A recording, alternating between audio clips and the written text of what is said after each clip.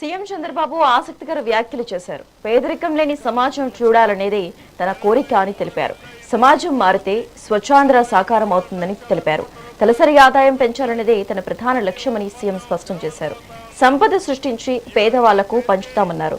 ఆర్థిక అసమానతలు తగ్గిస్తామని తెలిపారు. ఒకప్పుడు కుటుంబ నియంత్రణ పాటించాలని చెప్పినట్లు, కానీ ఇవాళ పిల్లలే సంపద అని చెప్పారు. మూడో బిడ్డ పుట్టిన వెంటనే 30,000 ఇస్తామని, నాలుగో బిడ్డ పుట్టితే 40,000 ఇస్తామని సీఎం ప్రకటించారు. 23 నెలలైంది పరిపాలన వచ్చి 23 లక్షల కోట్ల రూపాయలు పెట్టుబడులు వచ్చాయి. ప్రతి ఒప్పందం గ్రౌండ్ అవుతా ఉంది.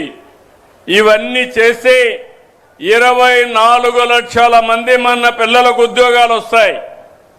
ఒకప్పుడు మనం ఉద్యోగం కోసం బయట పోయేవాళ్ళం, ఇప్పుడు బయట నుంచి వచ్చే పరిస్థితి వస్తుంది.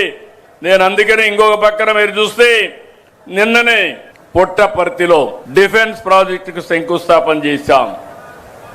ఈ ప్రభుత్వం ఏ విధంగా పనిచేస్తుందని ఒక ఉదాహరణ మీరు చూస్తే 36 రోజుల్లో ల్యాండ్ ఎక్విజిషన్ నుంచి భూములిచ్చి డిఫెన్స్ ప్రాజెక్ట్ ని సాధించిన ఘనత ఆంధ్రప్రదేశ్లో ఉండే ఎన్డీఏ ప్రభుత్వానికే దక్కింది. అధికారం అంటే విధ్వంసం కాదు, ప్రజల జీవితాలు మార్చే అవకాశం అని ఈ ప్రభుత్వం నమ్మతాం. అందుకే విశాఖకు గూగుల్ తెచ్చాం. ఇంకో పక్క అమరావతి అంటే ఒక క్వాంటమ్ హబ్ గా తయారు చేస్తాం. ఈరోజు నా బాధ, నా ఆవేదన మీరు అర్థం చేసుకోవాలి. నేను ఒక సంకల్పం చేశాను. ఉత్తరాంధ్ర నుంచి వలసలు కాదు, ఉత్తరాంధ్రకు వలసలు రావాలనేది నా సంకల్పం. అయితే ఇప్పటికే ఉత్తరాంధ్రకి అనేక ప్రాజెక్టులు ఇచ్చాం.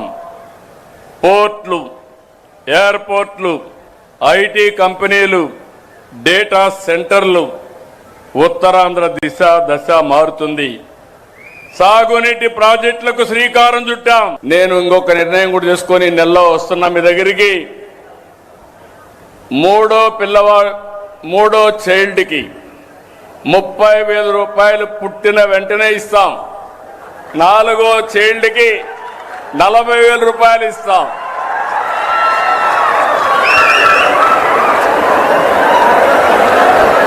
ఇది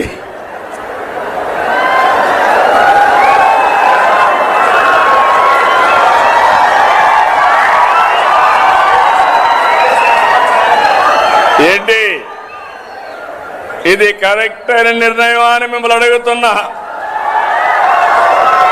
మా ఆడబిడ్డలు చెప్పండి అమ్మా, మీరేమంటారు? మీరే సృష్టి కర్తలు, మీరు లేకపోతే సృష్టి లేదు. అలాంటి మనందరం కూడా ఆలోచించుకోవాల్సిన అవసరం ఉంది. నేను వస్తాను. మీరు అనుకుంటున్నారు పిల్లలు భారం అని. కాదు, పిల్లలే మీకు సంపదను నిరూపించే బాధ్యత నాదని మరొక్కసారి హామీ ఇస్తున్నా. ఇంకా పగడ్బందీగా చేస్తాం.